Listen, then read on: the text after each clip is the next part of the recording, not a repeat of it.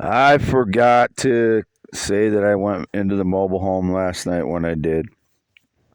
I'm still recovering from the low level Havana Syndrome. My functionality is not the best, and I forgot. So I was in the Prius until like 1, 2 a.m., and then I moved back into the mobile home.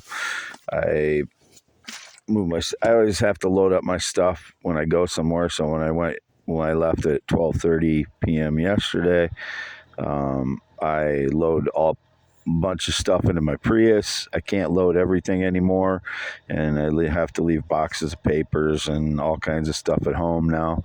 So if the frauds get into my home, they could be stealing, my documents and such. I don't know, but I got the Prius on the 5th of April, so since that time, I have not been able to load all my stuff up when I go somewhere. So,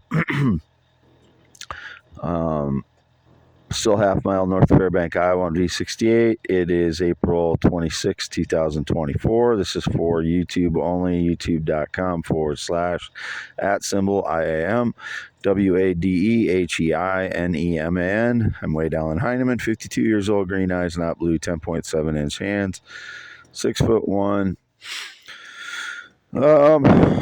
I explained, I was reading that Native Americans, a lot of tribes find it disrespectful to stare at people in the eyes. And as I mentioned before, I believe that both my grandmothers may have been part Native American, and that I've noticed that my whole life, that I'll look at people in the eye, and I have no problem with that. But then if I continue to do it while I'm talking, my eyes drift away because I always assumed it was part of the high functioning autism, despite I still have 161 IQ, and I kind of overcame a lot of my high functioning autism things in my 20s, as I explained. But if I look at somebody in the eye, it's like it's too much of an intense connection. And I wonder if that's because of, genetic conditioning throughout the, centuries. If if I did get some Native American or, another culture, this tendency to avoid eye contact because of their culture, I wonder if that was, ingrained in my DNA that way. So, and that could be a lot of the traits of autism are ingrained in Native American, because they lived a very quiet, existence, and they're okay with silence and reflection and things like that. And if you then their bodies would be naturally more sensitive to a bunch of things, which mine were, and I was very highly allergic to things as a child. This is just something that I'm thinking about now because of what I read about Native Americans avoiding eye contact. But it would make sense if you're, genetically conditioned through the centuries and thousands of years to,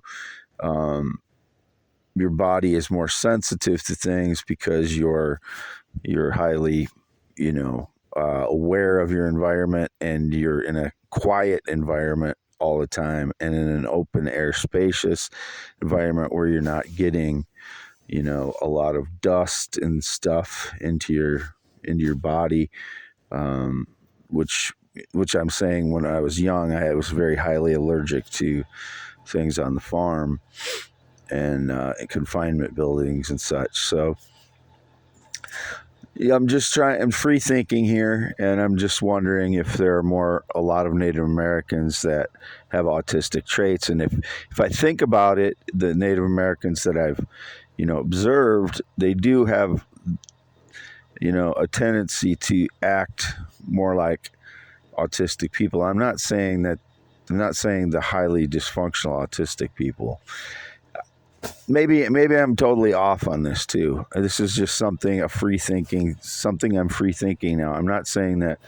Uh, what I've tried to stress throughout since 2016, when I started realizing I had like a high functioning autism um, characteristics is that you can be any intelligence level and have autistic spectrum symptoms, or I hate to call it symptoms, characteristics, because Isaac Newton definitely had them. Einstein had tendencies like that. A lot of the thinkers in the past that that did a lot of their thinking on their own were that way. There was they had a lot of characteristics of being high functioning autistic spectrum people. But I guess I'm just doing some free thinking. Maybe maybe I'm just crossing two things, high functioning autism and tendencies of cultures to,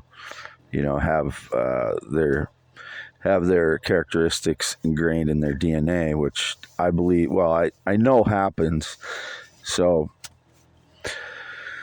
that's all I'm saying, but it's just me thinking of why in my entire life I've noticed that I can have straight eye contact and be good with that, but then the longer it goes on and the more intense it gets,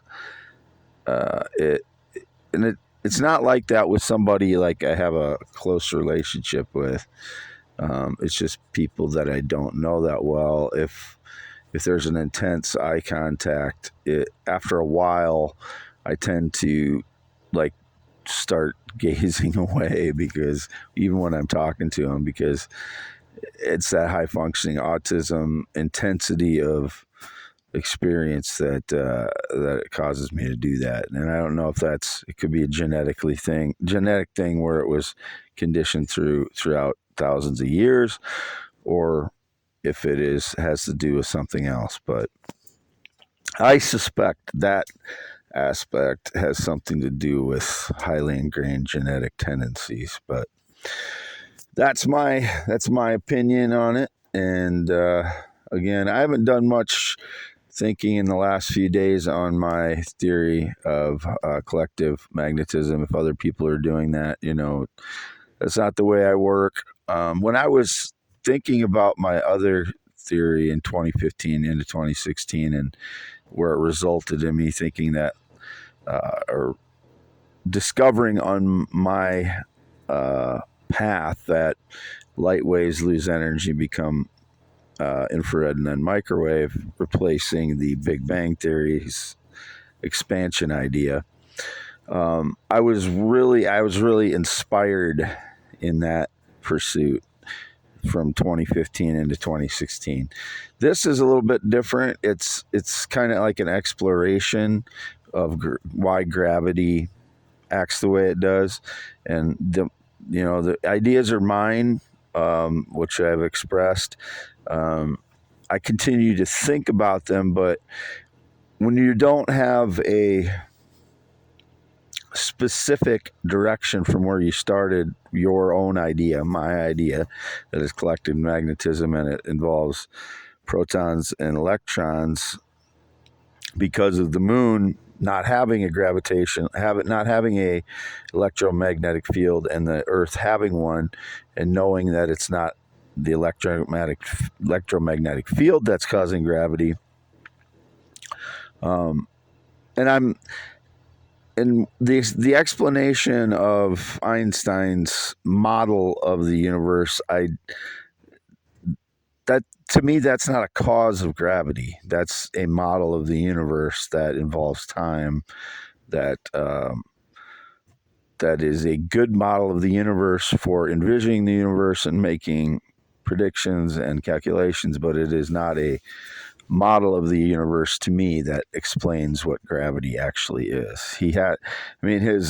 There is an explanation of gravity in the model of general relativity, but to me, that's not a satisfactory explanation of what it actually is. It's not, doesn't have any causational explanation, and there needs to be one for what gravity actually is. So,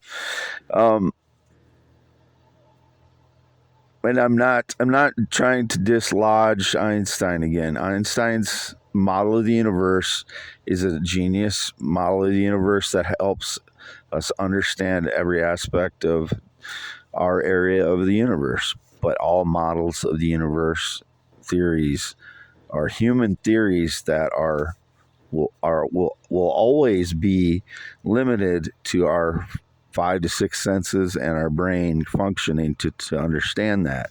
We are not the creator of the universe, therefore cannot understand everything at once. We must understand parts of it at a time and get a better idea of what the whole is. So I'm not rejecting Einstein's theory of the universe. It is a part of how we understand the universe, but it is not, he is not the creator of the universe. He is not the mind of the creator of the universe. He is a human that came up with a genius idea for a theory, which became a model of the universe that is very highly useful to us and will always be for our area of the universe, especially. But it is not an explanation to the satisfaction of the physical, natural world what gravity is. It is an explanation that helps us make calculations, predictions, and kind of understand the universe a little bit better, but you have to understand it as a model of the universe at the same time. It is not nature, and he said that himself in his own book. So I'm trying to figure out what actually is causing gravity, which I believe is a collective magnetism, not the electromagnetic fields, but the overall count of protons, electrons, and the in some way that those are combining to cause gravitational attraction. And you have the void, and you have mass energy, which is matter. Mass and energy together are matter. And then you have the void of space. And gravitational attraction involves matter, mass, energy. I'm trying to figure out how those things combine to cause gravitational attraction.